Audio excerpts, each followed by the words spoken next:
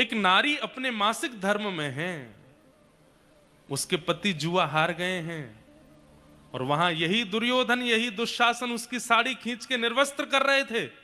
ये कौन सा धर्म था भैया? बलराम जी निर्वाक हो गए। और यदि था भैया, बलराम जी निर्वाक हो गए। और यदि वह धर्म अधर्म था तो वहां आप क्यों नहीं आए दुर्योधन का शिरच्छेदन करने के लिए? वहां आप क्यों नहीं आए दुशासन के हाथों को काटने के लिए? एक भरी सभा में नारी का अपमान किया जा रहा था, तब आप नहीं आए।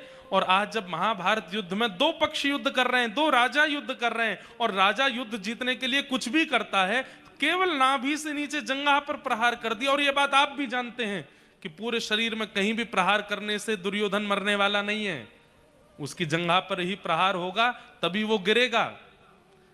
इतना सब जानते हुए भी आप हल मूसल उठा करके यहां भीम को मारने के लिए चले आए। मुझे आश्चर्य हो रहा है आप पर।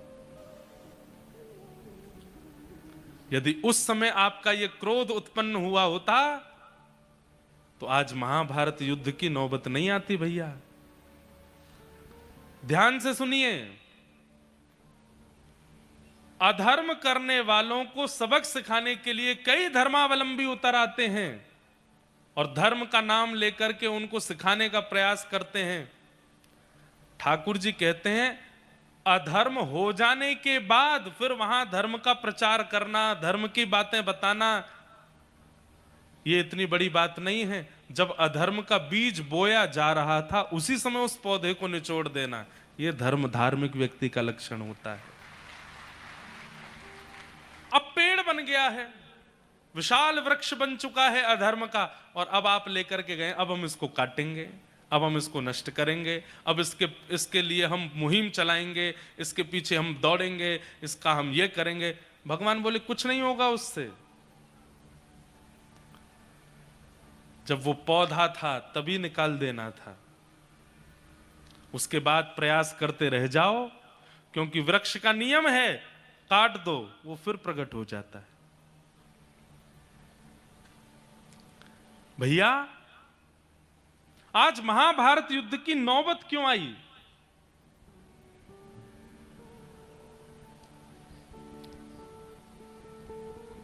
क्योंकि उस समय दुर्योधन दुशासन बच गए, जिस समय इन लोगों ने अधर्म किया। यदि उसी समय दुर्योधन दुशासन मारे जा चुके होते, बंधुओं एक बात सुनेंगे आप, पूरा महाभारत युद्ध, सब लोग इधर देखिए, ध्यान से हमारी ओर दृष्टिपात कीजिए, पूरा महाभारत युद्ध, चाहे उसमें शांति दूत बन के जाना हो, चाहे उसमें पांडवों को विजय दिलाना हो, चाहे अर्जुन के रथ का सारथी बनना हो, जो कुछ भी भगवान ने किया सबके पीछे एक ही बात थी, द्रौपदी का चीरहरण। ठाकुर जी उसको सह नहीं पाए।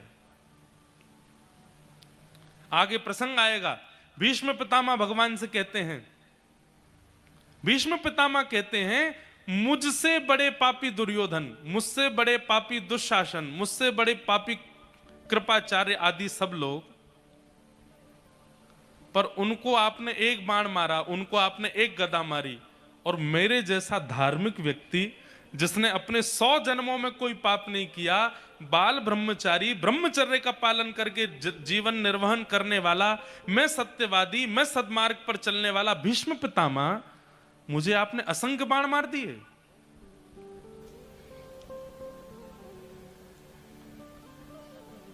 मैं इतना जानता हूं, मैंने